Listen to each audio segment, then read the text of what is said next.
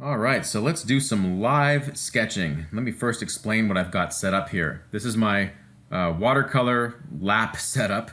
I literally use this on my lap. I'm sitting at my computer desk right now. This is a piece of board.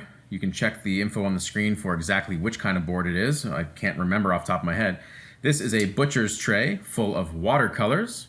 I have some paper towel right here. And the only thing you can't see that's off screen is my water container, which is just a little plastic old measuring cup filled with water. I'll just put that over here.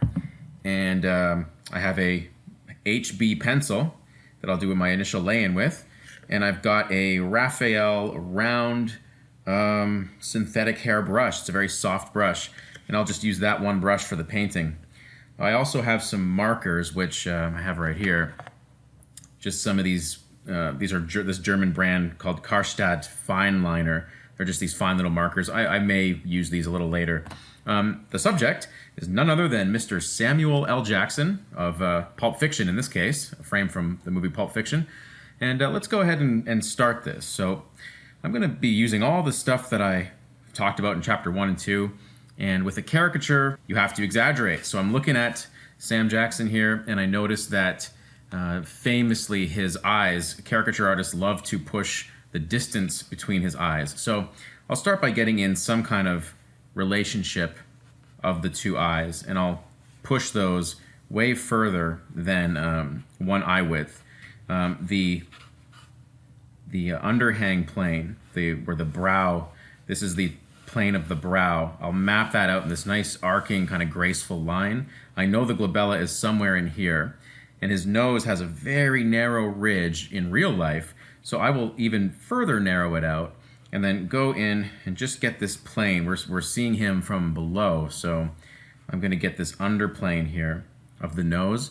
I'm just going to block that in very simply. I'm not thinking too much about the nostrils or anything like that. I'm just thinking about these, remember that S-curvy rhythm of the underplane of the nose? I'll just block that out and maybe just indicate a little bit as to where the wing of the nose is, because that rhythm will help me come down for the muzzle, and in this case will help me find his goatee, which really connects with that rhythm from the nasolabial furrow down to the goatee. His goatee goes way down here, so I'll just throw some lines down, but I need to keep capturing some of the structure of the head before I go forward. Let's get his irises in, just because I find that the character of what you're drawing really comes through when you put, the iris in. Like it just brings the character to life a little bit, because you can see where they're looking. Something as simple as that. I can't really see the glabella in the reference. I know it's there, but I'm not fixated on it. But it will help me kind of trace my way to the brow. Remember, the brow follows that rhythm of the glabella. So I will put that brow, just kind of rough it in here, and rhythmically trace my brow line back to this eyebrow. Sorry, when I said brow here, I meant eyebrow. The brow being the forehead, the eyebrow being the growth, the hair growth. Let's go in here, get that change of plane. Remember, the brow changes plane right in here. I'm thinking about that. I can even put a little X to mark that spot. And looking at the reference, that brow comes down for that hollow, which I'm exaggerating here on this caricature. And let's get the upper lid of these eyes. They are kind of slicing the eye a little bit, I'm noticing. So I'm going to play with that shape. We have the tear duct, which is important. Even though this is a caricature, there are certain things you want to make sure that are there. The space for the tear duct being here and the eyeball being there is something that even in a cartoon, I will try my best to include. There are certain things that have to be there, I find, in order for the head to be believable. It doesn't have to be realistic, but it does have to be believable. All right, the septum, we can really see that septum plane, and what I'm going to do, I'm just going to throw this in tone with some massing. And, just for fun, I'll throw this in tone. This whole underplane is going to get some tone. I'm I'm not too worried about the pencil showing through my sketch. After all, this is just a sketch. It's cool if the pencil shows through the watercolor. I like that. Okay, let's continue down with the face here. The cheekbone comes out, and it pretty quickly comes down. Now, I'm exaggerating the kind of squareness of his jaw as it wraps around to the underplane. We get a chin around here somewhere. We're gonna go right back up, and his hair, that wig he's wearing, might not be a well-known fact. He wore a wig for this movie. That's not his actual hair. Just trying to find this jaw here. Okay, so anyway, the hair is going to complete this kind of box. It's a very boxy kind of shape. So his hair is out somewhere out here. And it comes in like that.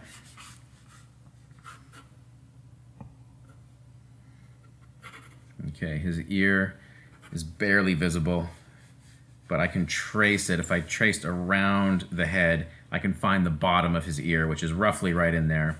And I can go the other way, across the front plane of the cheekbone, down the side plane of the jaw, cross-contouring with my pencil very lightly, and I'll find the other side of the ear, which is invisible, although I noticed that the hair needs to come out a little bit more to cover that ear.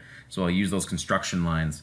I'm noticing the hair is a little thin on this side too. So I'll get those construction lines in, and that will help me find the width of certain shapes. All right, let's go in with the mouth here. Now, I'm gonna find this 1, 2, 3 rhythm. Here's the Cupid's bow area, and the lips kind of start right in there, and I'm gonna exaggerate the size of them. Also, because we're looking up in this perspective, the lips are very close to camera, so they are gonna be naturally a little bit bigger. So this is almost an exaggeration of the camera's perspective rather than Samuel L. Jackson's lips themselves, but it will still, hopefully, still read like him. Let's get this dramatic shape. This is the top contour of the upper lip. Let's now find the center line. I'm gonna find that, so this was that Cupid's bow plane. I'm gonna find that same plane as it comes down for the lips. I kind of like to mark a little hard area, landmark for the middle of the mouth. Then let's find the corner of the mouth, which I know that mouth is wrapping around that cylinder, right? So I know that the corner of the mouth is going to be lower than the middle of the mouth because it wraps around the cylinder. So I will use that information, that knowledge, to help me landmark. And the upper lip, I'm going to trace these planes. Sometimes I'm kind of lightly drawing the planes here in my sketch, but when I'm just sketching for fun, like just off camera, I usually don't put those marks in. I just kind of think of them. And, just thinking of them helps me see them on the page, even though they're not physically there. Although now I'm drawing them physically so you can see them. But just so you know, you don't have to always draw these. The sad face rhythm of the chin is there. And we can see the underplane of the chin in this angle. So I'll get that underplane. And this underplane is important. The underplane of the whole jaw, the whole head, I mean. But in this case, that chin is really prominent. And this underplane is important because the chops that he has coming off of his face, the facial hair wraps underneath them. So I'll block those in like this. And then his, what do you call these? Are the chops here? I don't even know what the facial hair is called. These are the chops, right? The sides. This comes up. And, facial hair just grows along the mandible, basically. So I can kind of use my knowledge of the mandible to get this angle. We can't physically see the jawline because it's covered by the hair, but the hair is just like an accentuated sort of jawline. All right, just going back to the ball of the nose, making sure it's got enough width. Get that rhythm a little darker. I'm a little more confident with my strokes now, with my design, so I'm going a little bit darker with my pencil. And again, this is just an HB pencil. I find that I don't need to go through multiple passes. Like I'm not going to take out a B pencil after this and go darker. I'm just going to go straight to watercolor. The watercolor will definitely go over top of this pencil real nice. You'll see. The underside of the head is mostly visible at the chin, and then it kind of wraps up. we see less of it from this angle here. The neck comes down like this. I'm just looking at the photograph. I'm noticing his neck is quite wide. It almost lines up with the jaw. And in a caricature, I mean, I'm choosing what to exaggerate. And this is not an extreme exaggeration. I've based my exaggeration off of one key choice, and that is to widen the eyes. By comparison, I'm also kind of shrinking the nose, and I'm playing with this triangle. Remember the triangle we looked at in the assembly chapter, right? Well, that triangle exists in a caricature. It's just not an equilateral triangle anymore. It's this real wide triangle now. And I find that with a caricature, at least for me, there's so many ways to caricature something and cartoon something. But I try and exaggerate like one key thing and then let the rest kind of fall into line a little bit. There are other artists who go real nuts with caricature. I'm certainly not the world's best caricaturist. That's not what I focus on. But I do enjoy this as an exercise for design. Really good to test your knowledge of the structure of the head.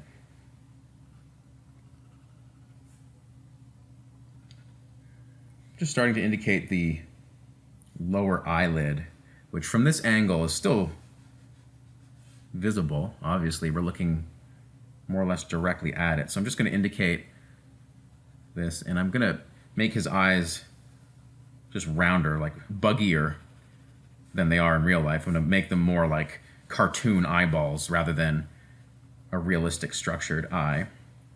And let's just get the rest of his facial hair in. So the facial hair around the muzzle seems like it just grows like this, and I'm just using my pencil to stroke in the direction of the plane. So I'm not going this way and that way. I'm going with the direction of the plane. It'll help me keep structured. Then this plane comes down. The other thing I'm trying to do is kind of match sides, because there has to be some symmetry, right? So I'm going to go with this area, with this area. They're mirrors of each other. Come back. Okay, good. Get the chops sort of thing. Really thick, and they progress right up to that hair, which is really a mess of hair. We'll really play with that in the painting phase, which is coming right up. There's going to be a bit of a cast shadow underneath the whole structure here as the light is coming from above. And I will save my shadow pass for the paint.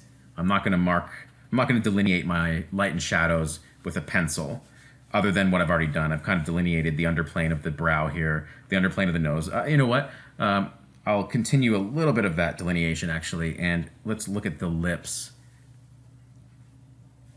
Get that wrapping effect, that upper lip wrapping around, and the lower lip coming out in front, from this angle especially. And let's just put that upper lip in tone here. Okay. Just gonna use some quick cross-hatching to indicate the planes. Remember the 1, 2, 3. 1, 2, 3. I haven't drawn all the planes physically, but they're in my brain, and I'm just indicating them with some cross-hatching. Actually, not cross-hatching, just regular hatching. Cross-hatching is when you go across. Just hatching is when you just keep the same direction.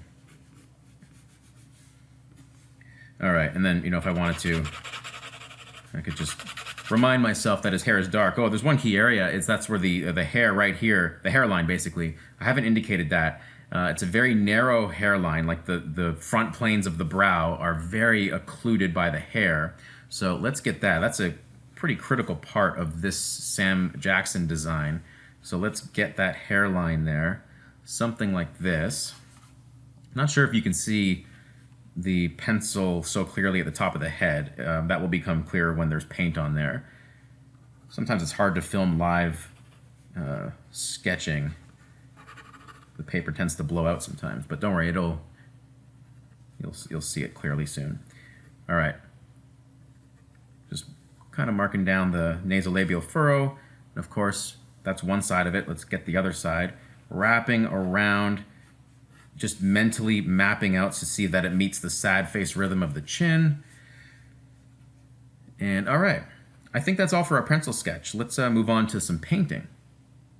All right, time to start applying some watercolor. So I got my brush. So the first thing I'm going to do is dip into the water and just put it on these watercolors, which have been dried. They came from a tube and they just dried to this palette, to my butcher's tray palette. So I'm just gonna re-wet them. It's a nice thing about watercolors. They're very low maintenance. Like you can have watercolor just on a palette, let it dry. I mean, these watercolors, I don't think I've touched these for probably a week or so. I've been busy on other projects, but they'll just reactivate with water. First thing I'm going to do is I'm going to put a very light wash on the entire thing, just a warm kind of wash, which will be left behind for the highlights and stuff, the lightest lights. And you probably know that watercolor has to be done from light to dark. So I can't just put in shadows now. Well, I could, but that would be missing an opportunity. I like to go from light to dark. So I'm just going to put this tone very lightly with a lot of water over the whole thing. And if I wanted to, I could even add various temperatures. Like I could get a bit of a blue and add a little bit of blue here at the bottom. Just because there's some facial hair there, I might want a bit of a change of temperature. Might be a little fun to do that. I might get a bit of like, a bit more red for the lips maybe, some cooler alizarin crimson red, maybe for the lips area. Just let that wash itself down. Not too worried. I have my board at a slight angle. It's probably hard to tell on camera. It's like at a 10-degree angle maybe. And while I have these colors on my brush, let's just move them around. This will dry very light. Typically with watercolor, things will dry a bit lighter than you put them down. So I'm putting this down in a way that I know is going to dry a lot lighter. These will be the lightest parts of the painting. So most of what you're seeing here is actually not going to show through in the end. Most of this I will paint over and go darker. But some of this will stay. So a little bit of color variety is okay. And I put the suit in there, which I forgot to do in the drawing phase a moment ago. But the suit will obviously be dark. I'll just block this in, leaving behind pure white for the collar. Just block in that. Okay, let's get the eyeball in with just a little bit of cooler wash. Looks like there's mascara running down his face right now, which is kind of funny, but let's just wash that in. Okay, the wash is dry. You know, I can touch it and just, you know, the paint's not really moving around. So it's time to get some shadow passes in, or a shadow pass. I'll mix up a kind of a warm color. He's got a dark skin tone, and it's, you know, I'm just looking at the photo and it looks like the lights are kind of blowing out to a cooler sort of whitish color, which is what I'm going to leave behind on my sketch. And in comparison, the shadows just look warmer to me. Oftentimes, people with darker skin do have warmer colors in their shadows, just the way that kind of flesh seems to react to light. It's a very common scenario to have like cooler lights, slightly warmer shadows. So I'm mixing up some blues, some oranges and yellows, and just, you know, airing my mixture to warm. I'm not too specific with which colors I'm using. In fact, I don't even know what colors I have on this palette. I'll do my best to describe them, but I think this is like a sky blue color. I think it's literally called sky blue with a bit of cadmium orange, cadmium red, or I think that might be vermilion red. This is like a little bit of I don't even know what that's called, neutral warm lake or something. I don't even know. Watercolors have weird names. That's ultramarine blue, which is always helpful in flesh tones. And this is cobalt turquoise, I think. And this is cobalt blue. So I'll mix them all together. As long as I make sure it's aired on the warm side, which it is, enough water to keep the watercolor flowing, a little more vermilion red in there. And this is alizarin crimson here. Put some of that in. And all right, let's put in some shadow passes. I think what I'll probably start with is this big, plain of the brow. And I'll get this in. If I speak a little bit less, it's just because I'm concentrating. I want to leave behind the eye. And I'm noticing it comes in, and then I got to be careful. The nose is right there, the front plane of the nose. I'll switch up my color a little bit. Let's add a little bit more of whatever that is, that blue. I really don't know what it is, and I don't care what color it is, as long as it's a bit of a cooler color, which will add a bit of a difference with my warm color. So moving that color around, much more important than some kind of technical mixture that you're making. Let's get that brow line coming back, and we'll go around the eye here. If I leave little dots and dashes, I don't care. This is a sketch. And, you know, when I say sketch, you can totally use this approach to paint a final as well.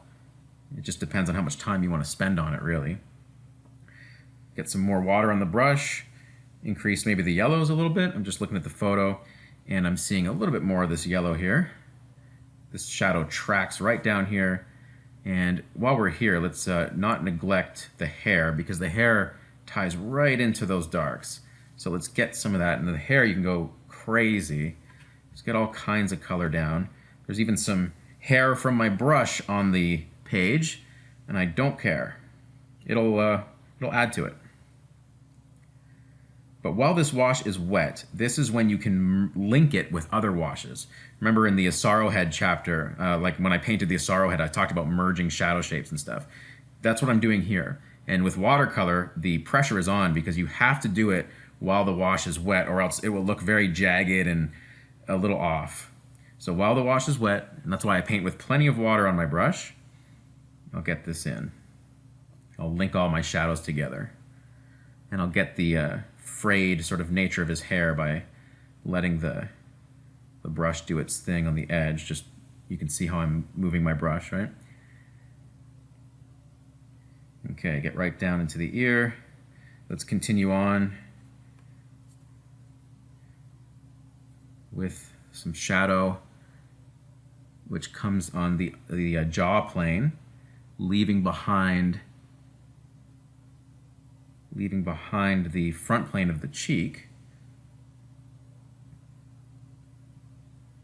On this side, it's probably right in here.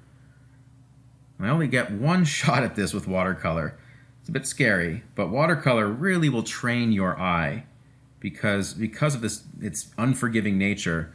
You will make tons of mistakes, as I have, and those mistakes will cost dearly because you can't really redo it. But in making those errors, and you come back at it again, you don't give up, you come back at it, you will improve in a really meaningful way. Just the risk factor of watercolor is scary, but it really just helps you improve in a really cool way, I think. There's a whole video just to be done on how interesting watercolor is, but I will save that for another time. All right, coming down, this whole area is in shadow. You notice the wash is wet enough that I have a few minutes of working time here. Like, I'm not too concerned with it drying on me. But yeah, let's not flirt with destiny too much here. Let's keep going down, getting the shadow plane in. The entire maxilla plane here is in shadow, and it links with the nose, the septum, the nostril planes. The nose generally has a shadow like that.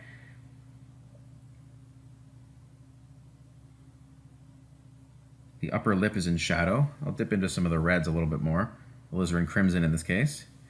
The upper lip shadow just defines the shape of that lip, merging all those planes of the lip into one general shadow shape. That little hook at the end for the corner of the mouth. And let's go, I'm losing my momentum here on this side, so let's keep going. Let's add a little blue for no reason other than it might look interesting. Let it bleed over here. And go down. There's this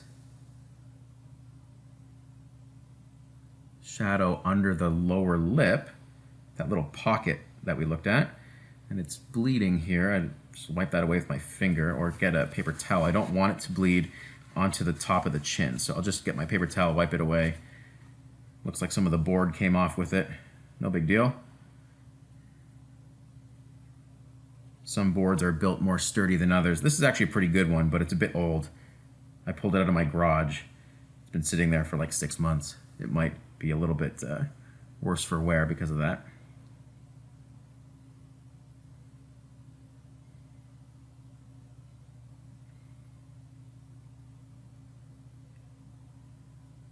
Okay, coming down here for the chin. The chin shadow goes like this. Of course, underneath the head is really dark. Let's get that chin here. Under the chin, cast shadow on the neck.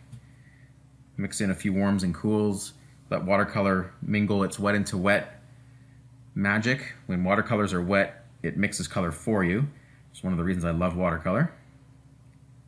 It's the most forgiving medium with color, the least forgiving medium with drawing and value. So you definitely get some things for free with watercolor, like beautiful little color mixtures, but you also get other things that you have to work very hard for, like preserving your drawing. So you notice that's why I'm being so careful with this shadow pass here. This is all shadow now. So I'll get that.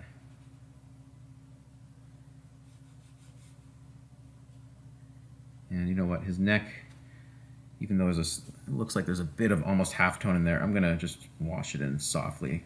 The whole neck is a little darker, I think. And I'm gonna really wet down my brush, get a bluer sort of color, and get the facial hair, which seems to me a little bit cooler.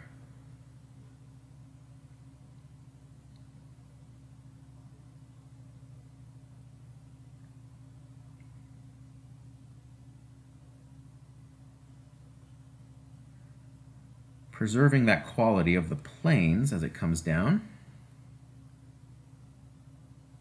You know, never forgetting about the planes.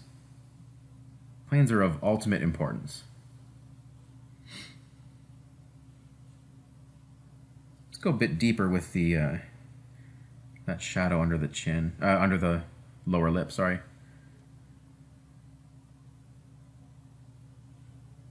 Okay.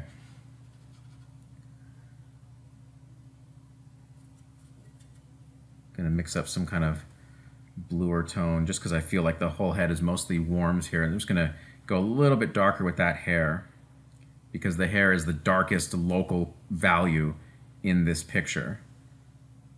It's black hair, right? And hair is a very absorbent material. It does not release a lot of reflected light, so it tends to go quite dark. So I'm just gonna get a darkish value and just throw some strokes in there just to darken it up. Look at my mixing. Like, look at this. Like, please don't think that I'm thinking about color. I'm not. It's value I'm thinking about. The only thing I'm thinking about with color is getting variety in there. And even that is not a rule. You don't need variety. I think variety looks nice. And experimenting with all kinds of mixtures. And watercolor, again, the reason I love watercolor, and this can support a whole other video, is watercolor, its mixtures are so spastic and impromptu and unpredictable. I love just throwing different colors together with watercolor and just seeing what they do. And then, that can inform me later if I'm doing something more controlled, like a digital painting or an oil painting or something. I can learn from what watercolor has taught me, in terms of how it mixes its pigments together. I want to remember this overall funnel shape of the head. Remember, it's got this slight diagonal to it. I want to emphasize that. I'm losing that in my wash here. So I want to emphasize that pattern. Same with this side of the head. Make sure you get that. That's a big part of the human head design. Okay. The eyes are probably dry. The area around the eyes are probably dry. So I'm going to get some redder pigment and a little bit more pigment on the brush than I had before. And just, let's get some slightly darker passages here. It will, and let's get the irises in as well, which I'll do in a moment, but I just want to get the upper eyelid, which is a pretty dramatic piece of shadow. Let's get that in. Just to set off the eye a little bit. Okay, watering down the brush, wetting down the brush, dipping into some colors that are there. You can see the tilt of my board. You can see the water running down the palette. Maybe you can get a sense of how my board is tilted just a little bit. You don't need a tilt, but I find that having water run down the page a little bit is actually nice. Don't know why. It's nice. I just like it. Some watercolorists prefer their page totally flat. Others like a dramatic tilt. I like something closer to flat, but still with a tilt. All right, he's looking up, obviously, so let's get these. The circular irises are becoming ellipses as he's looking up. The eye is rotating, right? So that circle becomes an ellipse. All right, at this point, I'm going to stop, let everything dry, and we will move on from here.